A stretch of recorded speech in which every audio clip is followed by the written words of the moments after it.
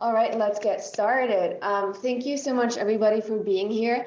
My name is Marta Pozzan. I'm an actress, a writer, and a content creator. And I'm live right now from Soho Houseworks. I'm super honored and excited to be hosting this panel on terrorism against our planet. Today, we'll be hearing a lot about very severe environmental problems, such as the loss of our species worldwide, illegal wildlife trade, and the importance to use intelligence and the media to create awareness. And I have some amazing guests here with me that'll teach us so much. We have Andrea Crosta, the founder of Earth League International, which is a nonprofit LA-based organization that can be best described as the first intelligence agency for the planet. Earth League International protects wildlife, oceans, and forests by collecting intelligence, investigating, and exposing environmental crime worldwide, targeting traffickers, poaching syndicates, businessmen, and corrupt government officials. The work of Earth League International is featured in two award-winning documentaries, The Ivory Game, which you can watch on Netflix, and Sea of Shadows on Amazon Prime and Hulu.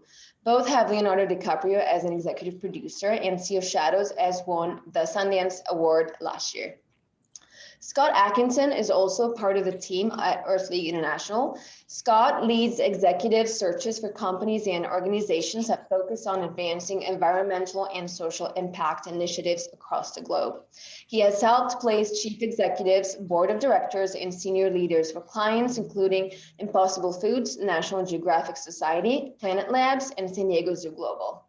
And then we have Nathalie Kelley. She's a Peruvian Australian activist and actress, best known for her roles in the Fast and the Furious Tokyo Drift and the television show Dynasty. Nathalie is such a champion of sustainable and ethical fashion, and she talks a lot about it on social media and also about how to embrace more planet-friendly habits. The focus for this talk will be Latin America in particular, since she has done so much for indigenous communities that are losing their lands because of illegal deforestation, and she will also touch on the importance to restore our planet and to preserve it. So I'm going to start with a few questions for our speakers, and then at the end, you guys can all unmute yourself and you can ask some questions. We'll have 15 minutes for that. So my first question is for Andrea. Can you tell us a little bit about the main goal and the mission of Earth League International, and what are its core values?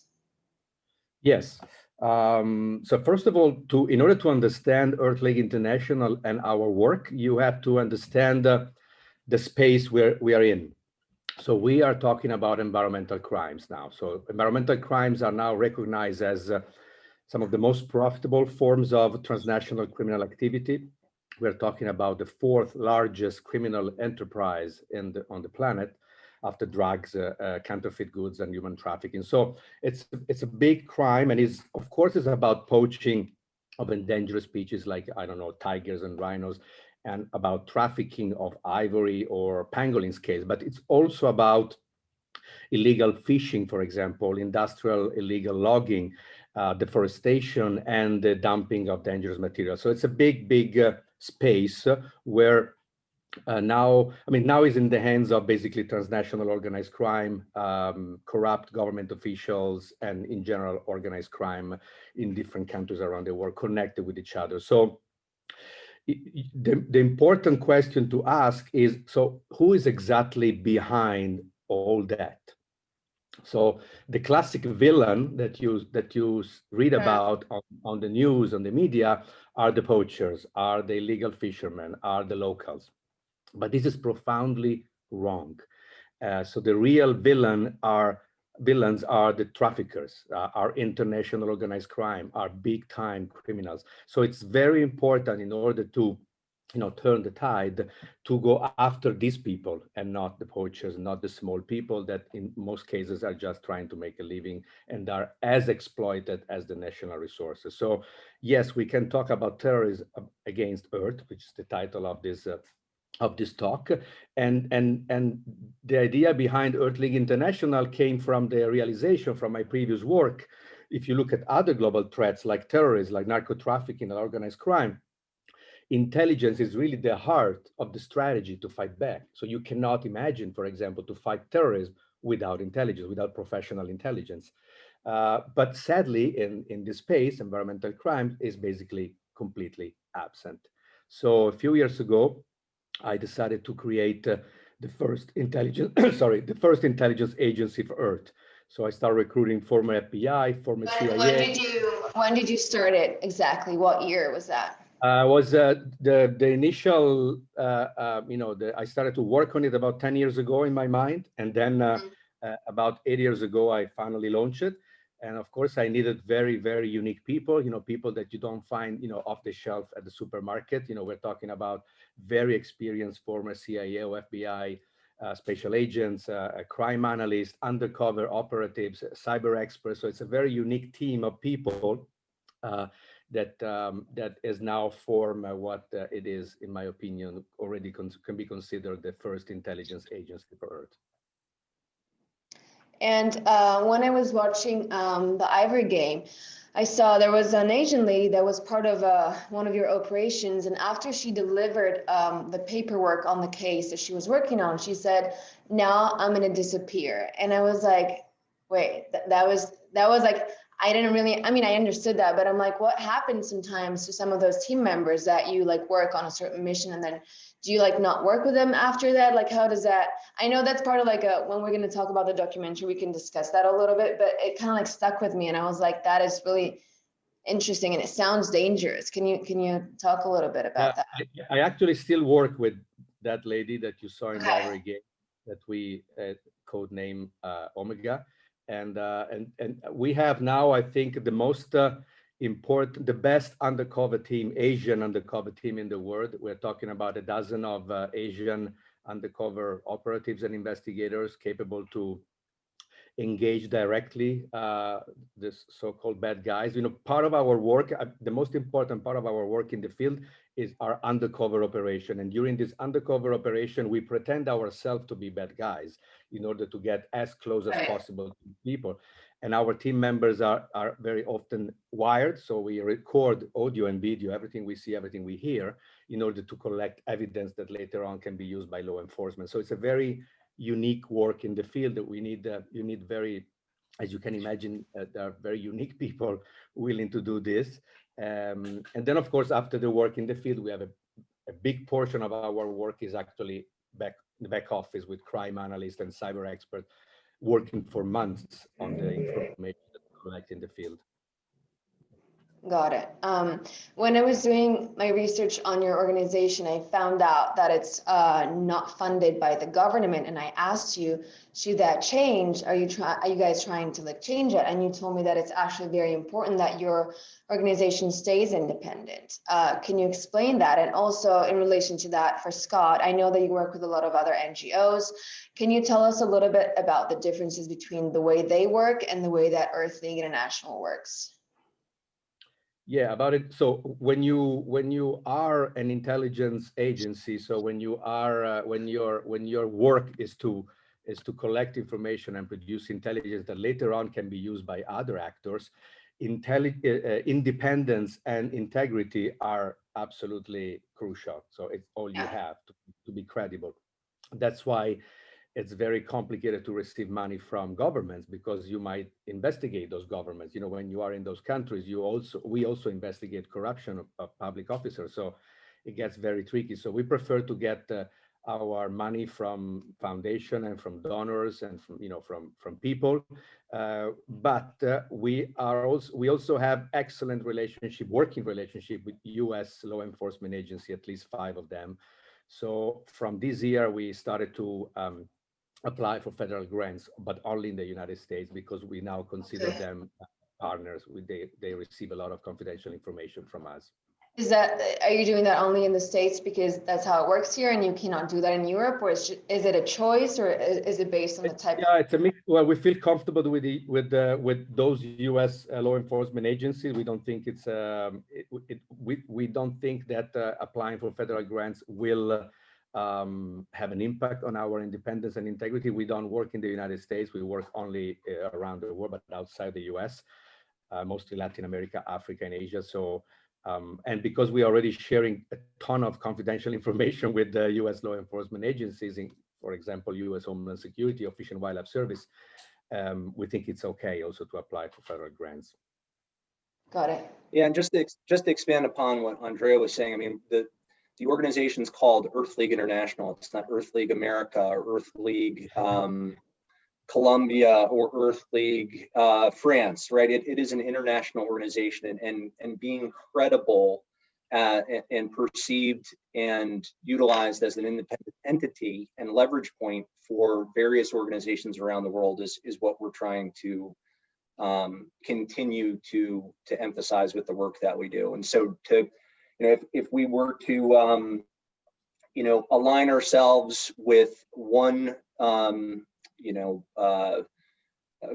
agency or government in a very formal and systematic way, I think we would limit ourselves and frankly, fall into a trap that a lot of other organizations get into in terms of alignment and their ability to be agile and responsive to communities around the world, not just thinking about at the federal level, but also at the local and regional level. The challenge is it for us taking that stance, being focused in a values-driven way in terms of us wanting to stay, independent and of service to the planet around the world. It creates certain fundraising challenges for us, but our thesis here is that if we stay true to our vision, our mission, our values, that credibility, that authenticity will ultimately, capture the hearts and minds of donors, the tremendous impact that our organization can have around the world. Got it. Andrea told me that your client is the Earth or the planet, right? I was on a panel with Andrea a couple months ago, and we were sitting in a room full of investors and suits from Wall Street, from notable firms, from Goldman Sachs to JP Morgan to SoftBank to Temasek, and someone had asked, so I don't understand, who do you report to at the end of the day? And Andrea just stone cold said, planet Earth, which I thought was so appropriate. What was their reaction? What did they say? You could see the computational does not equate going on in the back of people's heads. But once he responded and talked about the complexities of the supply chain, and it was just the perfect response. So I love that. I have a question for Nathalie. Can you tell us a little bit about the indigenous communities? What's the current situation and right now, and what are the most endangered areas? And what's your work? I know you're working for that, around that. Just tell us a little bit about that. Well, thank you very much for having me on this panel. It's such an honor to be here alongside Scott and Andrea. I have so much admiration for the amazing work that they do. And the truth is we need more people speaking up on behalf of the planet and the trees and the ocean and clean water. And that is what Indigenous people have been doing for millennia. All around the world, Indigenous people have built communities and lifestyles centered around living in harmony with the natural world, building and protecting biodiversity rather than destroying it. 500 years ago, when Europe colonized Africa and the Americas, they brought a new system with them, capitalism, one of exploitation.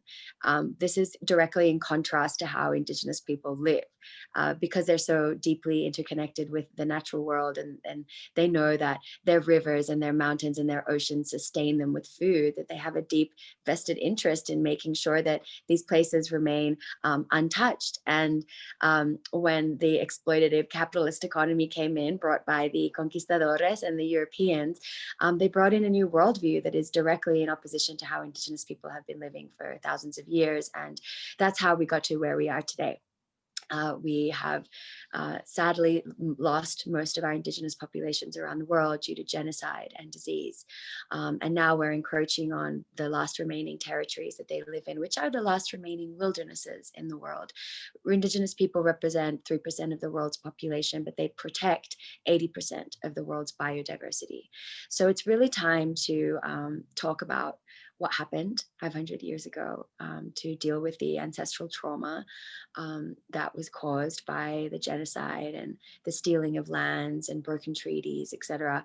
And then move beyond that to see how we can work together now to protect these last remaining wildernesses and to protect our waters and our mountains and our earth.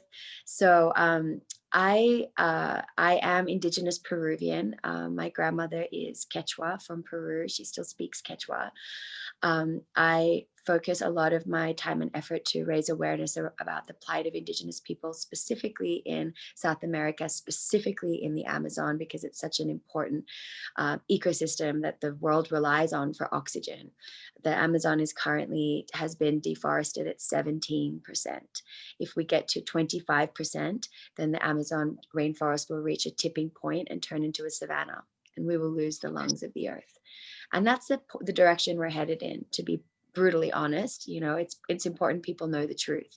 And so I could talk about so many more examples around the world. You know, Australian Aboriginal people have been, you know, fighting to protect their ancestral lands for a long time as well. Australia is another place that I call home, and they're really they're up against big industries, extractive industries, coal and mining, and so these are things that I just like to bring into people's awareness, because people need to be aware of the fight. And so, but going back to the Amazon. What I love about what Earth League is doing is that they're empowering Indigenous communities with intelligence. And these places in the Amazon that are under threat by extractive industries are lawless. You know, like there's no police, there's no government agency protecting the Amazon. It's too big. You know, tribe leaders are being killed. It's the worst place in the world for environmental activists. You can get killed. These people are no joke. And like Andrea was saying, there's so much, it's so much more complex than just like a tribe or a poacher maybe selling some of their land for a little bit of money. You know, we have to ask ourselves, why are these people forced to sell off their ancestral lands, or why are they forced to go work for an extractive industry company just to feed their families? Why are we living with these unjust systems of exploitation? Are we okay with that?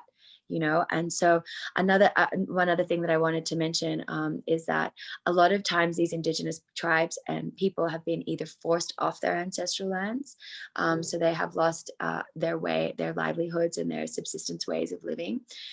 So they're forced to now like be in this capitalist economy where they need to make money to buy imported rice, you know, whereas before they would just fish from their rivers and hunt in their forests. But now we have cut down those trees and we have polluted those rivers, so we have completely cut them off from any source of food and food sovereignty. So no wonder they're in this dilemma where they're forced to, you know, work for the bad guys or sell off their land to the bad guys in order to stay alive.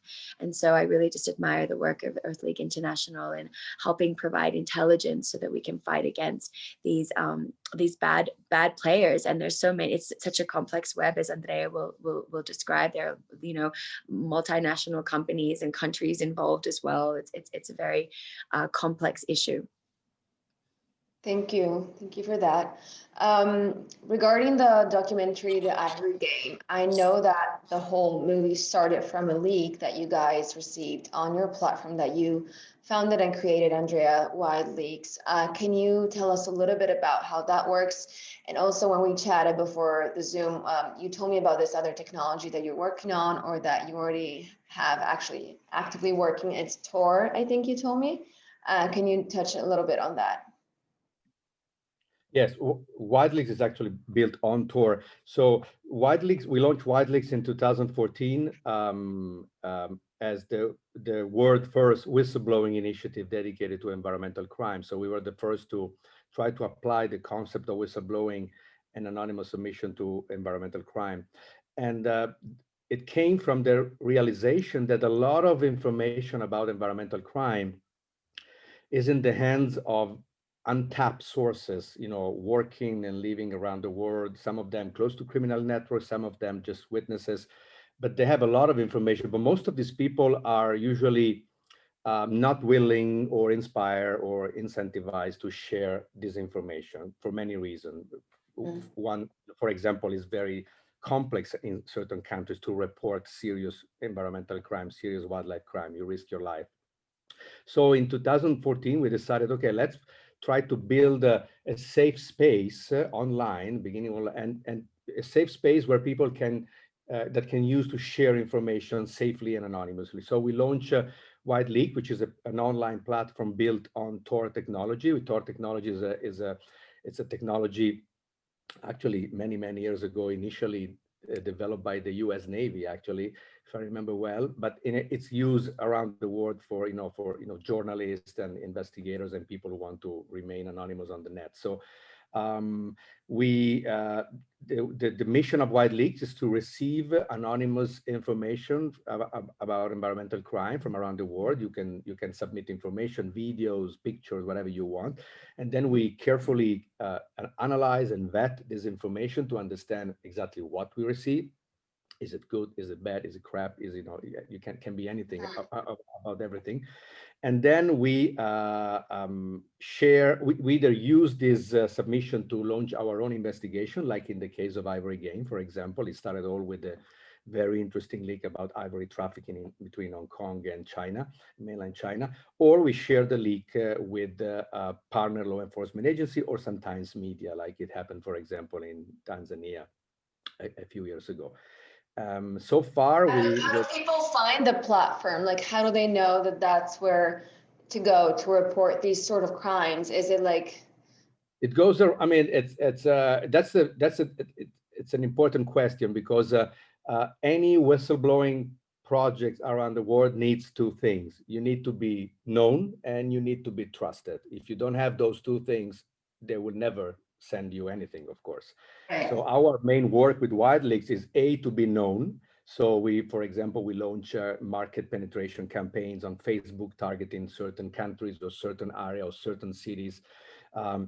In the past, we released a report in September this year, 2020. You find it online. It's a very interesting report about whistleblowing, but also about with the selection of the leaks that we received so far. And we receive interesting stuff from people probably working in shipping companies, for example, sending us bill of ladings about strange containers going around the world. So you can receive a lot of stuff. It's our responsibility to analyze and vet it. We take a lot of precautions to protect the sender, even if he thinks he's anonymous. But there are things that you can do to protect it better. And in about 6 years, we receive hundreds of submissions from over 30 countries around the world. So, and with zero investment. So I would say the potential of Wide Leaks is huge, and I'm very happy. And does it only work as a website, or is there an app attached to it? So at the moment, it works on a website, in an online platform based on Tor. If you don't want to use this platform online, we provide you also one protected email that you can use, and we also teach you how to open this protected email yourself. Or there is an app called Trima, which is probably the most secure app in the world for your phone. And we are working on an app, on a Wide Leaks app for your smartphone. It just takes time, because it's very difficult to remain anonymous on your smartphone. It's almost impossible. So Right. You have to do it right, or don't do it at all, because otherwise you put people in danger. Because the closest thing I can think of is that app Citizen, where you can report all sorts of crimes happening around your area, but like you have to log in through, I think it's Facebook, or like, so you're a non-user when you do that. Yeah. You're not anonymous. So if you're reporting serious stuff from certain countries, you risk your life. So I would never ask anyone to report something. And I have a question about the documentary, the young Asian guy that helps you with your mission. And so he was saying, I'm risking my life, my family is in danger, like, but also being on camera and like on a documentary that traveled the world, is that guy safe? I was just worried about him. I was like, yeah, it's safe. It's actually, the funny story is that he decided only halfway the documentary not to be blurred. Interesting. For many months, we shot. The lady blurred the whole time. It's a lady, right? I think. Of course, Omega is blurred, but And halfway through, he talked to the director and he said, you know what, I thought I can put my face because I can be an example for the other Chinese, because there are many Chinese, young Chinese that can help us. And so it was but he has to be very careful, and he is not, because he lives in China, he has family in China, of course, he cannot do certain things that we do. So he's not working with us anymore. Oh, I see. He was saying that he's trying to change the way that people see his country, which I thought was very admirable and very brave. It's important. I mean, I have to be honest. I think we work on the supply chains on many different illegal wildlife products, and if you go up and deep as we go, I would say 90% of the time the big targets, the big guys are Asians. Yeah. And because that's the market. But we do need China if we want to change something. So that's why we try not to be confrontational with China. We actually share confidential information with Chinese authorities because they have a very harsh laws, and sometimes they are, when they apply them, they are serious. It's just a very big, complex country, so it's not easy to Yeah. do what. I have another question about the documentary. When we first started talking, I think I asked you, like, who decided that buying ivory is something that's valuable? What's the difference between the way Western cultures perceive, that kind of stuff, or eating wild animals versus, like the Asian culture? Because I know for them, eating a pandolino is like a really delicious, like expensive meal, but maybe for our culture, it's not. We don't value, like those things as much. Like, can you talk a little bit about that? Well, in terms of ivory, and elephant poaching, we share we as Americans and Europeans, historically, we as guilty as the Chinese. In 100 years, elephants went from 5 million to 350,000 individuals in Africa. And let's not forget that in the past, early 19th century, 20th century, pretty much all the bowls to play billiard. How do you know what's in English? The English name for the balls on the table. What's the name of? I don't remember the name. Wait, what's the name? What's the word in Pool? Italian? Pool. Sorry, pool. Sorry. Oh, So, yeah. So let's not forget that in the past all the bowls to play pools were made of ivory. There was a big processing plant here in the United States processing tons of ivory to produce pools, the bowls for the pool. So now the blame is on the Chinese because Europeans and Americans stopped buying ivory pretty much, and it's there. But in other cases like pangolins, there's a mix of tradition and Chinese and traditional medicine. So that's why it's certainly very important to work on awareness campaigns and advocacy campaigns and try to talk to the consumer, try to change their mind. But it's a very, very long-term game. In my opinion, you will need at least 1 or 2 generations to see some results in China. And that's why at the same time, it is important to address the problem in the middle like we do. And a related point to ivory, but this is actually more focused on wildlife farming and the food side of the equation, which is all interrelated. But if you think back to the late 1970s in China embarked on an agricultural campaign and experiment to expand their food resources because they had just gone through two decades of an economic disaster, including a famine and a food shortage. So you have a generation, or maybe 2 or 3, that has become comfortable with certain eating styles and habits as a result of trying to feed their family and find other ways to eat. But I think China obviously is recognizing that there is a significant restructuring and transformation that needs to have in terms of how they think through their food. But a lot of it comes from policies that had to do with feeding the Chinese population for a long period of time. Right. Like, how are those wet markets even legal? Like the way they, like, just like looking at it, it's like, it's screaming. And I mean, it screams to me, I don't know. The wet markets are legal. Some of the animals on sale are illegal. Are not legal, yeah. But But the way they treat the animals, it's definitely not legal. Yeah. It's different, they have different values. That's why we have to find a way to work together. There is if I'm not mistaken, one of the Chinese words for animal is, I've been told by Chinese, is a moving object. And so it's also from this, it's also from language sometimes that you understand the culture of a Sure. So that's how they see the animals, as a thing that you move around to make money. An animal is fine, is nice. I can have a dog, but at the end of the day, it's something that I can use and for whatever I want. So it's of course thousands of years of culture. So it's not, you don't change it like this in a generation. Obviously. We need to work together and try to find some common ground. It breaks my heart. I love animals so much, and even when I see a little bird, I'm like, I don't know. It's hopefully it'll change. It will in many years. But I have a question for Nathalie.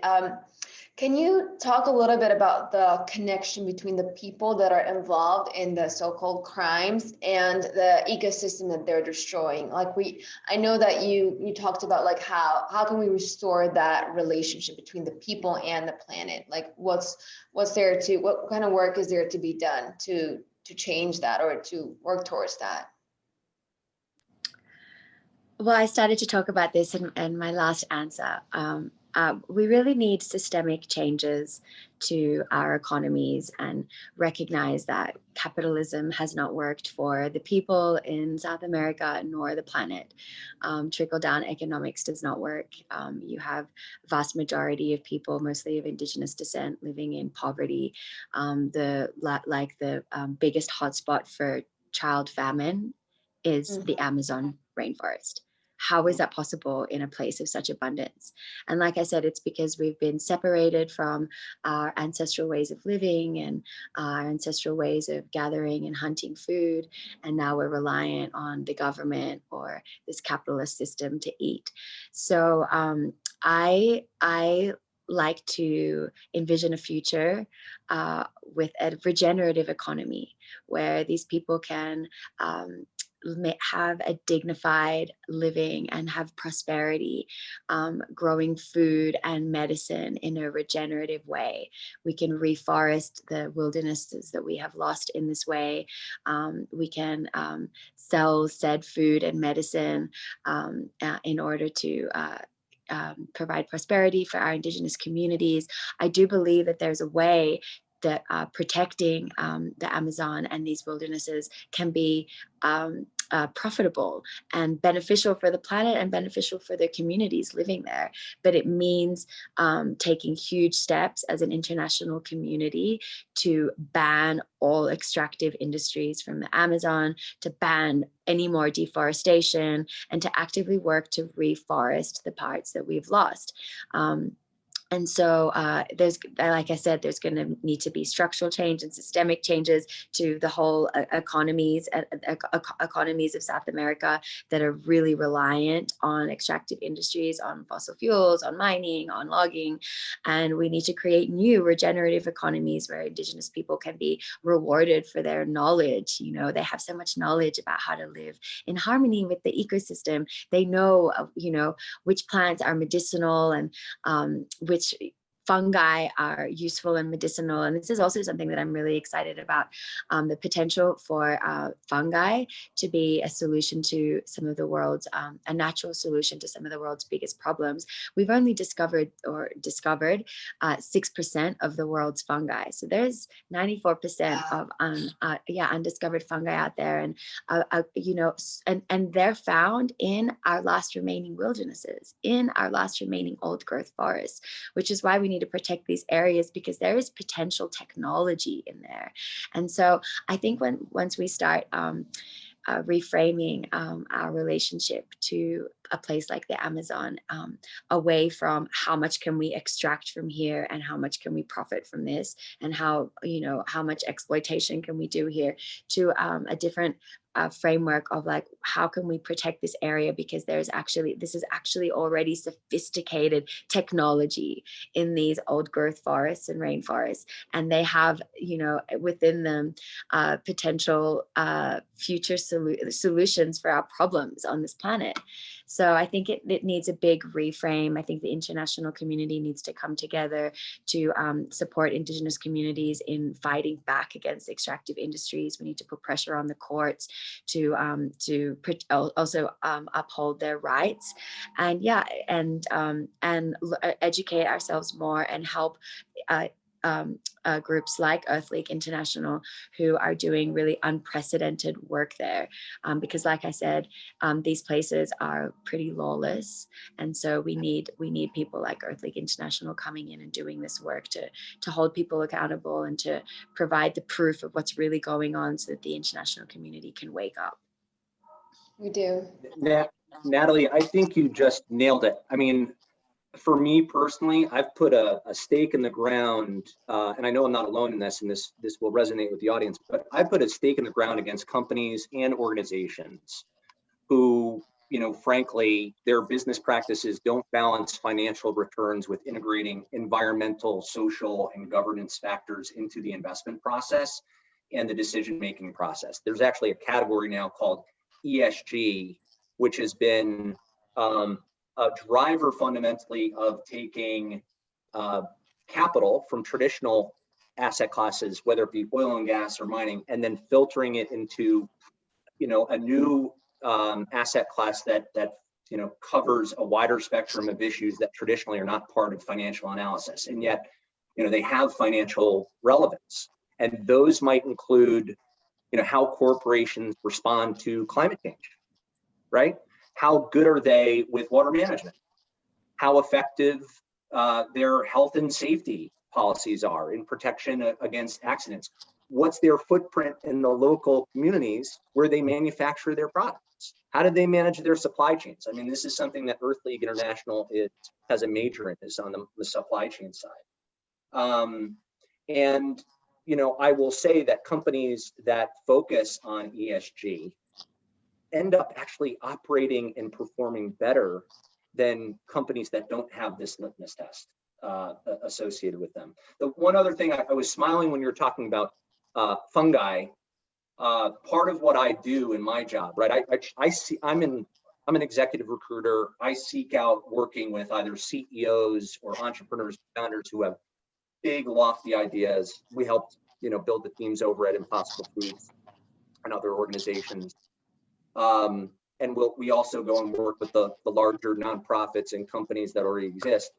But I recently came across this interesting company called Meaty, and they've raised 2 rounds of capital now to focus on developing a steak and a chicken alternative that is made principally from naturally occurring fungus in the world. And it is delicious. And they're based in Boulder. So it's a win-win for both, you know, the company, the investors. I mean, we need more of that kind of a focus,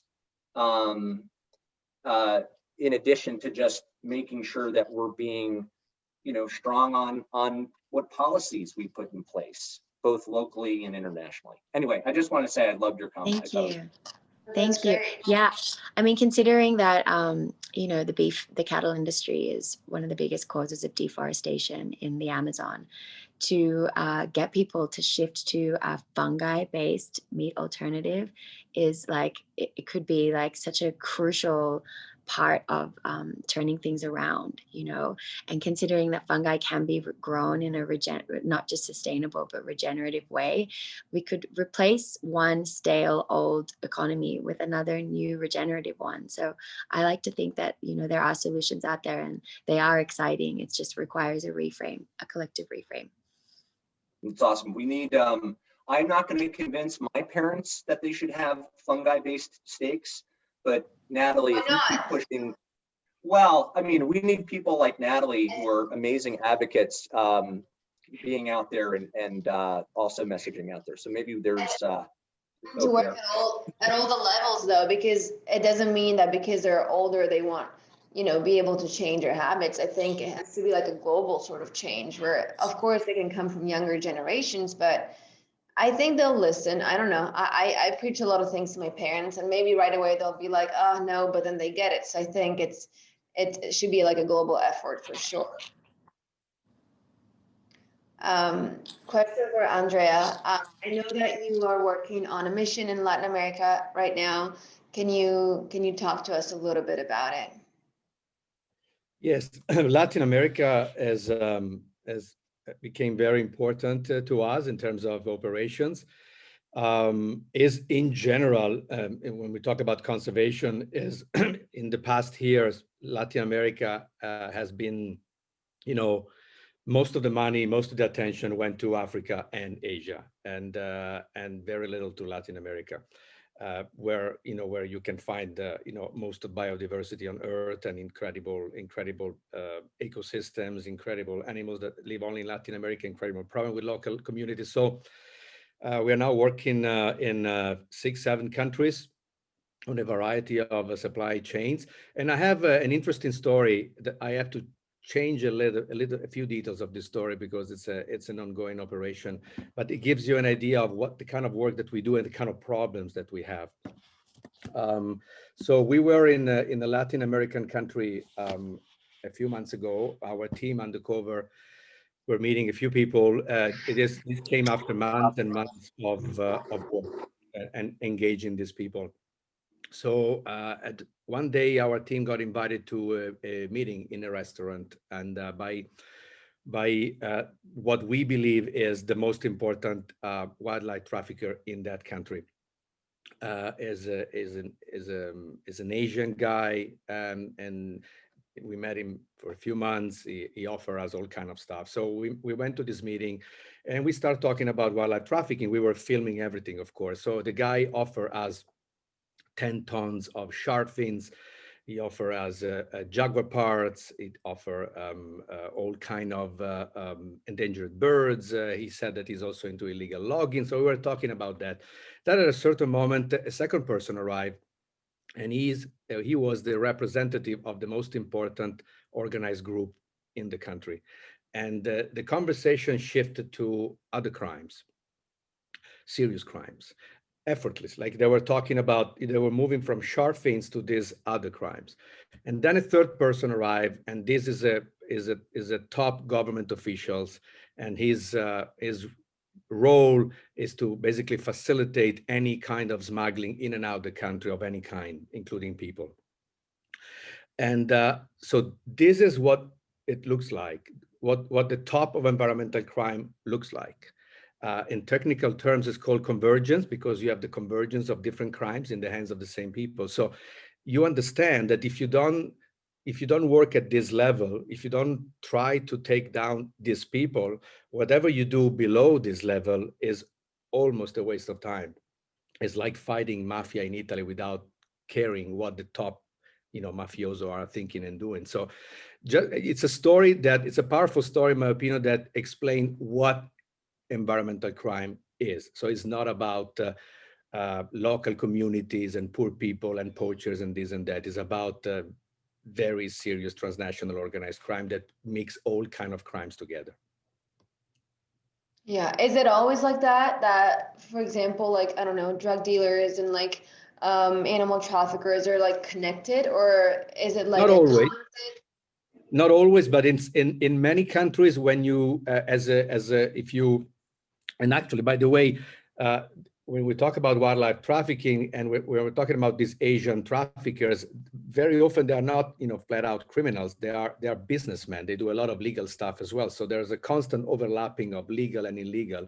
But when you get to a certain position in a country, and when you know exactly who you can bribe and how the ports and seaports work and how can you smuggle out in and out stuff, of course you don't stop at wildlife trafficking. You use your skills and your connection to do all kind of trafficking.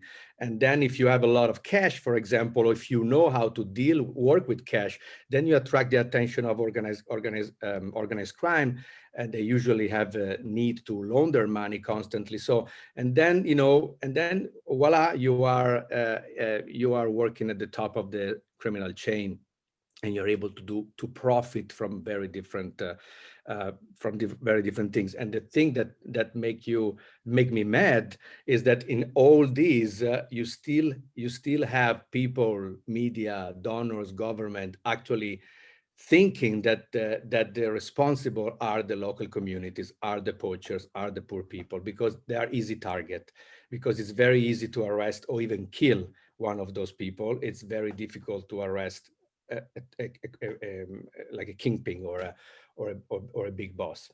And this, you see it in Latin America, you see it in Africa, you see it in Asia, you see it around the world. It's so easy to go after poor people, but it's not only wrong, it's also counterproductive, and it doesn't help. Got it.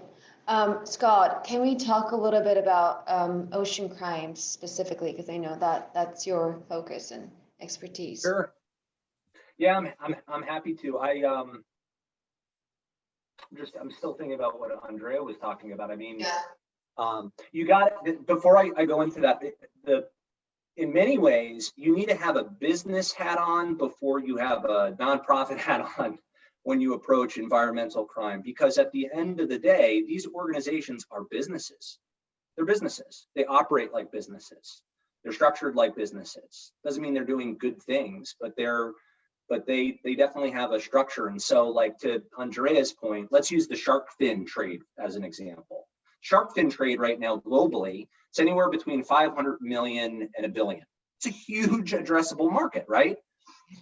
You have many shark finning vessels that are engaged in other illegal fishing activities beyond shark finning. Why? Because it's an additional stream of revenue for these businesses, right? It's like, if you're an ice cream company, I'm really good at selling ice cream.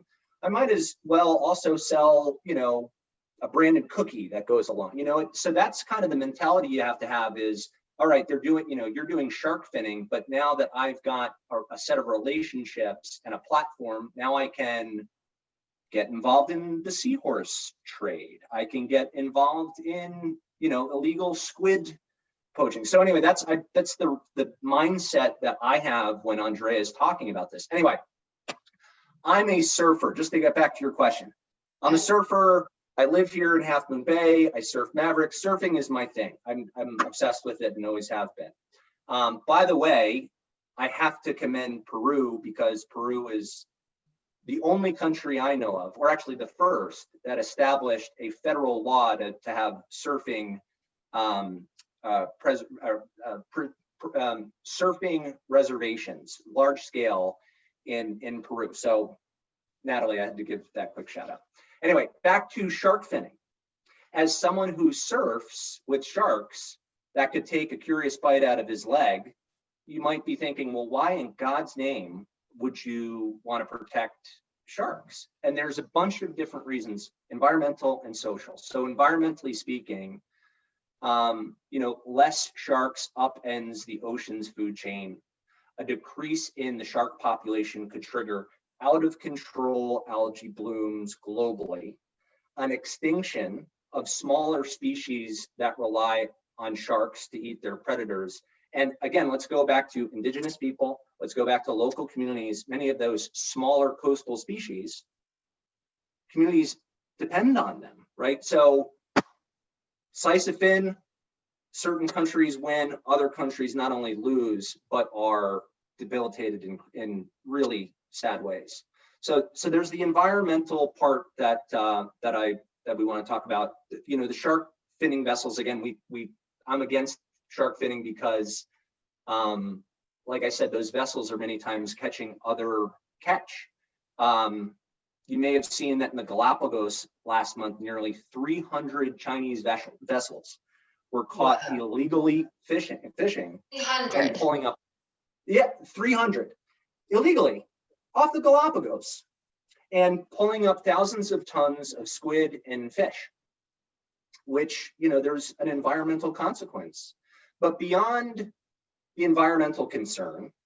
I also take issue with the practice and the methods of shark finning from a humanitarian standpoint. So, first, many of these companies keep seamen as virtual slaves, and ferreting out slavery out of the seafood supply chain is exceedingly difficult. We could spend an hour just on that topic. And then secondly, shark finning is it's a torturous way to die if you're a shark, right? Think about this, when a fisherman slices the fin from a shark, they discard the rest of the shark back into the ocean. And often the shark is still alive when discarded, but without their fin, and without that dorsal fin, they can't swim. So they sink to the bottom and die of suffocation, or they're eaten by other predators. And it's just a horrific way to die. One of the reasons why I decided to get involved with Earth League International is because I cued into the fact that, yes, Andrea and his team are leading operations on land with Jaguar parts and the ivory trade. But there is such an interconnectivity with how these routes and supply chains work with the sea. And frankly, what I'm personally, as a surfer again, excited about is the work that we're doing to save our resources and biodiversity in the ocean. And I'm always apprehensive about what I can talk about with our operations in the sea. So I'll leave Andrea to talk about, but hopefully that gives you a macro view of an issue that's pretty important to us. Yeah, it does for sure. Andrea, do you want to add anything to that? All I can add is that when you see these vessels around Galapagos, there was a picture going around the media with the satellite pictures. See all these illegal vessels around Galapagos. So everyone is focused on the Galapagos at sea, but again, they don't know that all the business it happens on land, not at sea. The big traffickers never go at sea. They never go to Galapagos. They don't care what happens in Galapagos as long as they have a way to get all the shark fins back on land. And this is where they store it. This is where they sell it. This is where they bribe. This is where they understand how to put it in the cargo. So it's again, another example of it's very, very important. Of course, it's actually crucial to protect, for example, Galapagos and sharks with anti-poaching activities. But anti-poaching activities, by definition, they just buy time. Anti-poaching doesn't address any problem. It just buy time. Very important. At the same time, you have to go after the real bosses, the real kingpins, and they sit in posh hotels and they have nice cars and nice houses and they're very comfortable because nobody goes after them. And we realize every time we meet them, and we meet them in Latin America, we meet them in Asia, in Africa, you should see how comfortable they are, these people. They're so comfortable because they know that all the attention is on the little guys, on the little fish. And so they thrive, and they've been doing this for decades. And this is what we are trying to change. They feel untouchable, sort of, right? Yeah, they feel that everyone is talking, but you should see even on our, when we post something on Facebook, from the comments, you can see very few people get it. They all angry with the little fish. They all angry with let's kill all the poachers. And we're trying to explain it's not a poacher, it's someone very poor, and an Asian trafficker is offering him 5 or 10 years of salary. Yeah. To kill an animal, and maybe he has a family of 10 waiting at home. I would do the same. I cannot judge them because I think I would do the same. And yet they are the villain. And this is a paradigm that we absolutely need to change if we want to, People don't see them as the victims, such as what they are. They see them as the killers, because they're the ones that are actually out there doing it. Exactly. That's very sad. Has it been hard for you guys at Earth League International to get funds? How does that work? for Scott Yeah, and for Andrea. it's a let's say it's a difficult pitch. Okay, so Right. in general, environmental protection is still very emotionally driven. So it's about emotions, and I understand that, of course, because we're dealing with earth, we're dealing with living creatures and people. Of course you have to have emotions. I have them as well. But imagine to fight terrorism or narco trafficking just with emotions. Imagine the disaster. So, and we're fighting environmental crime with a lots of emotions. So it's a problematic, because then to fundraise, you just need emotion.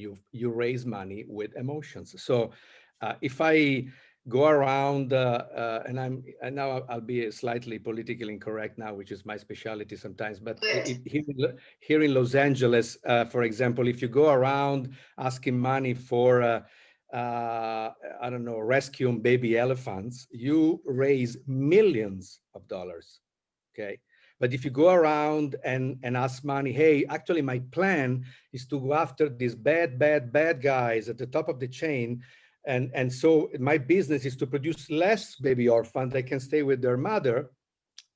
The difficult pitch, they just don't get it, because there's no emotion, because it's about crime, it's about, bad guys. Well, it's easier, it's much easier to fund an anti-poaching patrol going around South Africa killing poachers. Very easy to fund. That's again like back to the the poor communities that do the killing. It's not the target that we're talking about, so they'd rather give money to like the lesser issue than the bigger one in a way. Yeah, because the lesser issue is very visual. Is an animal is dying, and then you have the rangers, and then you have the poachers. It's like it's a film, right? So you can, and I understand usually people put money in things that they can understand. So it's also our, let's say, our task is to make ourselves more understandable, and that's it. It's our challenge, of course. Right. But in general, this is, in my opinion, is a liability, is a problem, because we keep protecting Earth in the wrong way. Right.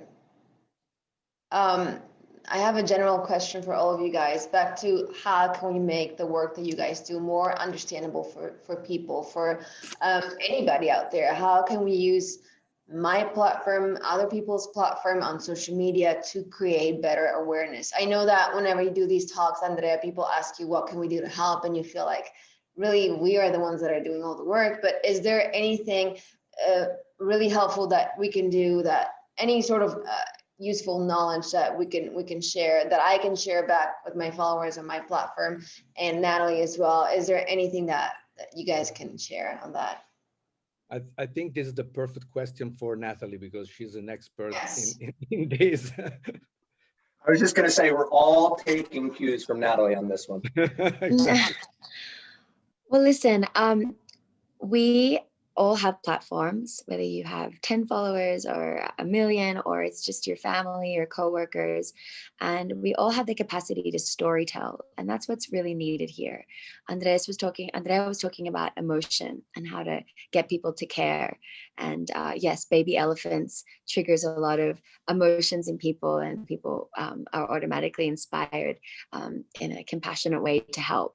And not so much when you talk about going after the guys at the top of the food chain who are actually behind all these horrific acts. But we as storytellers can connect the dots for people. And so and that's what you guys are doing with the movies that you're making. That's so important. But even just when it comes to speaking to the people around us, or using our Instagram, for an example, as a platform, connect the dots for people, tell the story. You can still bring in the emotion of the baby elephants while tying in the next layer of like who we really need to be going after. And this is, for me, like an accountability reframe. For so long we thought we had to like help the people, like go after the poachers, help the animals on the ground. But like Andrea is saying, this is so much more complex, and we need to let people know about the interconnectedness of everything, how our consumer choices affect the environment. Who are we supporting? What banks are we supporting? What industries are we supporting? When we go and order a yellowtail sashimi at Nobu, do you know that tuna is about to go extinct? And are you aware of all these bad practices in the commercial fishing industries, including this shark finning, that is just so awful? Like, you know, it's about connecting the dots. It's about informing yourself and then using your posts or whatever platform you're using to tell that story and connect the dots for people. Because I'm feeling now, especially with COVID, that people are more willing to to listen and to want to grow and learn and want to help, and they're understanding that everything is connected. So this is like, the time is really ripe to start planting these seeds, and and telling and letting people know that it's not so vague that we can't have, it's not so vague and remote that we can't make a difference. We absolutely can from where we are now. I love that. Yeah. Before we take some questions from our guests, I wanted to share a personal thought, that I think, you know, to create change, to make people change the way they think, we should use education and explaining, you know, things clearly to people. And I was thinking when I was talking to you, Andrea, is there going to be a world where our kids are going to be taught these things at school? Or is there going to be a world where young generations that want to do what you do can go to a school and learn it and become, you know, what you do? And you were like, oh, that's a great question, because it's sort of like my dream for the future. What does that look like to you?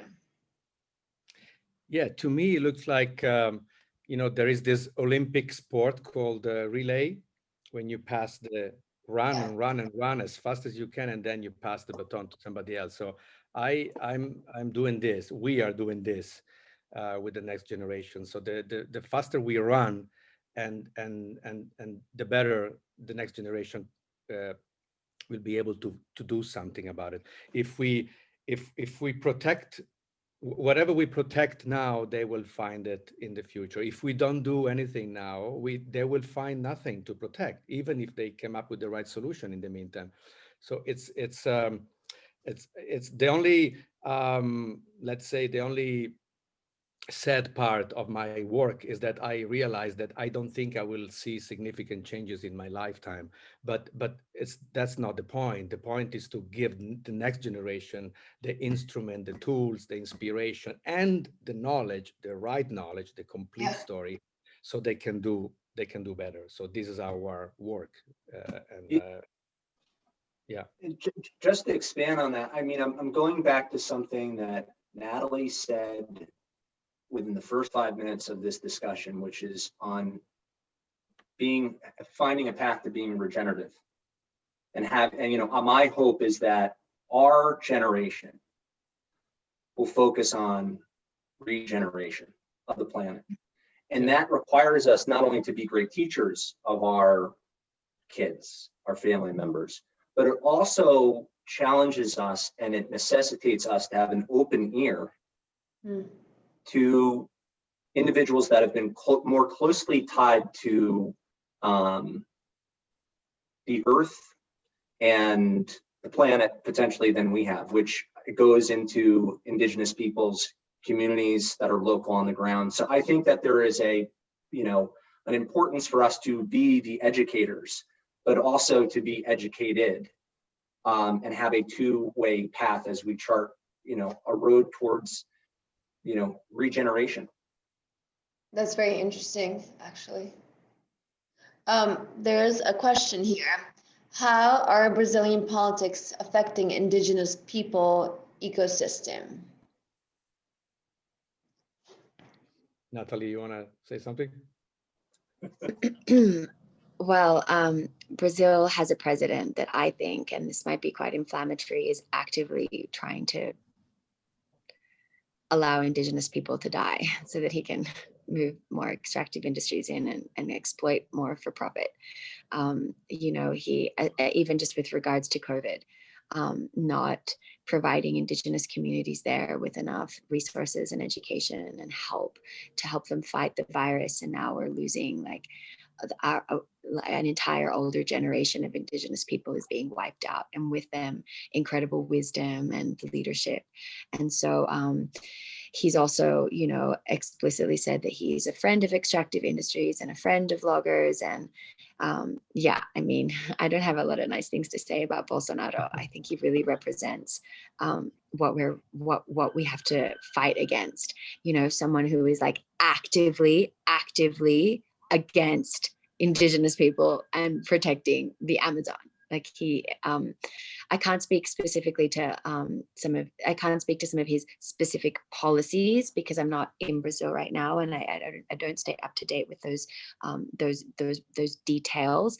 But what I'm hearing from the Indigenous people on the ground is that he has not been a friend to them, especially during COVID, and that he is actively taking money from lobbyists in the cattle industry and other extractive industries, and has a vested interest in keeping the Indigenous communities poor, and hopefully and keeping them poor and seeing them wiped out from COVID so that he can keep moving in.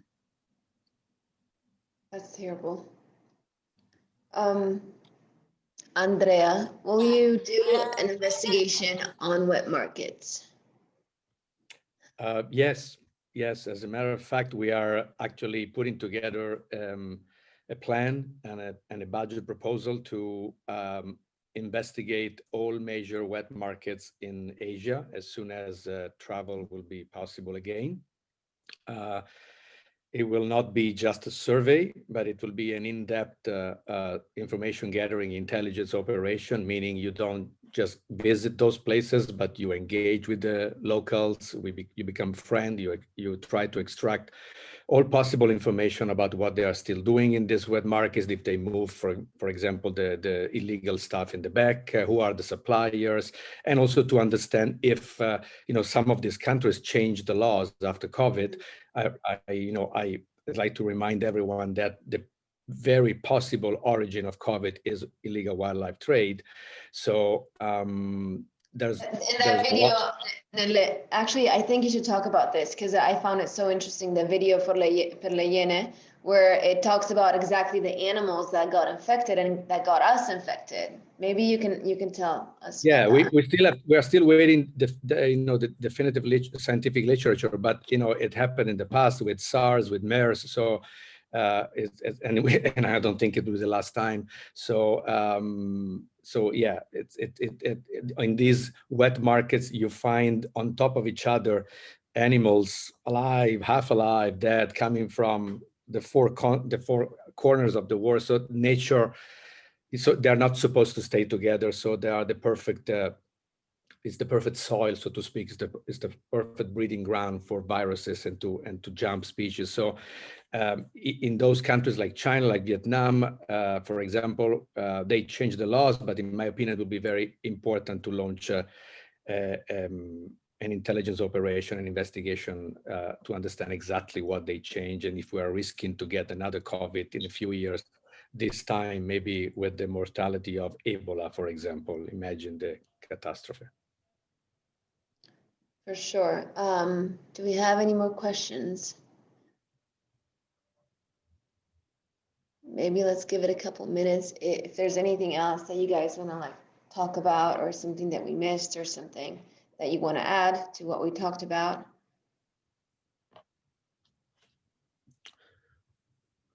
No. I think we cover quite a bit. I think we're good, but I don't see any more questions coming in. So, one more question.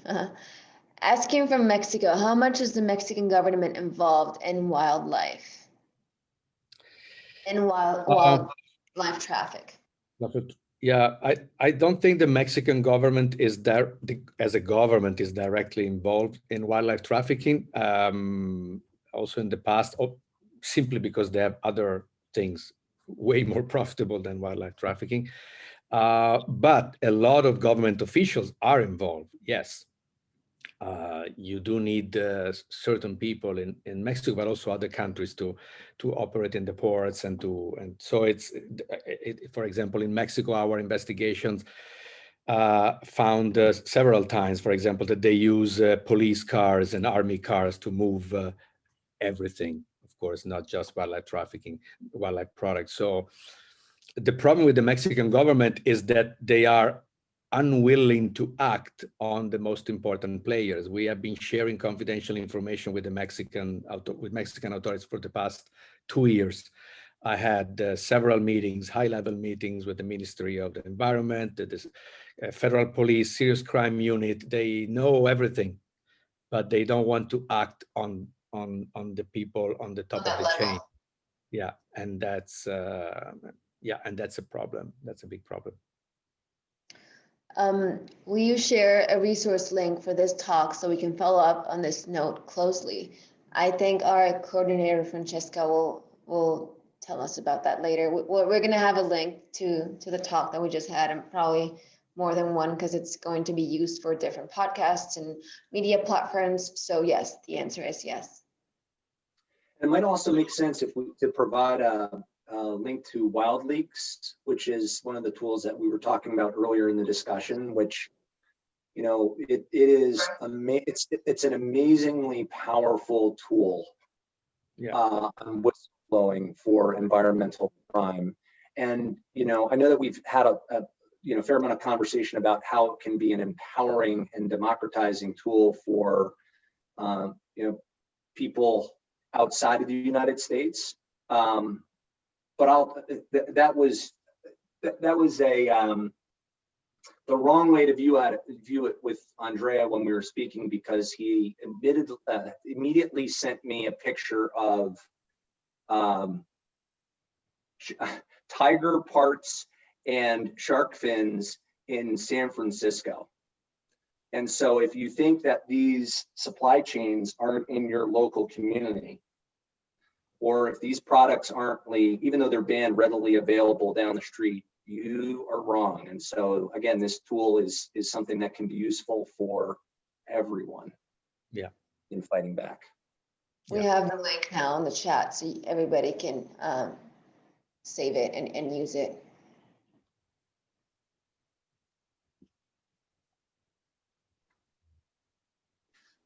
I think that's all. Yeah. Thank you so much, everybody. This was very informational and super useful. And thank you for your time. Thank you very much, Nathalie, Scott, Marta. Appreciate a lot your help. Thank you very much. Thank you. Such a pleasure. Thanks for having me. Bye, everybody. Good luck. Bye. Bye, everyone.